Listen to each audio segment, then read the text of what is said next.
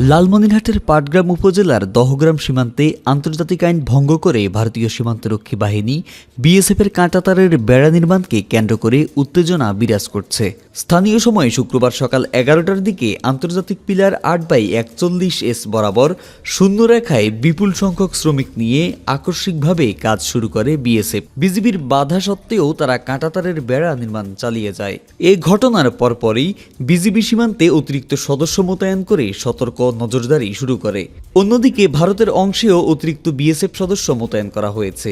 স্থানীয় বাসিন্দারা জানান, বিজিবি প্রথমে বাধা দিলেও পরে আর কিছু করতে পারেনি। বিএসএফ ক্ষমতার জোরে বেড়া নির্মাণ করেছে।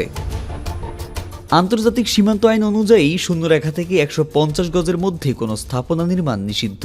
তবে বিএসএফ এই নিয়ম ভঙ্গ করে নিজেদের ভূখণ্ডের বাইরে এসে কাঁটাতারের বেড়া নির্মাণ করে। এ বিষয়ে বিজিবির পক্ষ থেকে এখনও আনুষ্ঠানিক কোনো বক্তব্য পাওয়া যায়নি। সীমান্তে উত্তেজনার কারণে স্থানীয় বাসিন্দাদের মধ্যে উদ্বেগ বাড়ছে। পরিস্থিতি নিয়ন্ত্রণে রাখতে অতিরিক্ত নজরদারি চালাচ্ছে বিজিবি। দহগ্রাম সীমান্তের এমন পরিস্থিতি দুই দেশের সীমান্তরক্ষী বাহিনীর মধ্যে উত্তেজনা বাড়ছে। আন্তর্জাতিক আইন লঙ্ঘনের এ ধরনের কার্যক্রম বন্ধে কূটনৈতিক পদক্ষেপ প্রয়োজন বলে মনে করছেন বিশেষজ্ঞরা।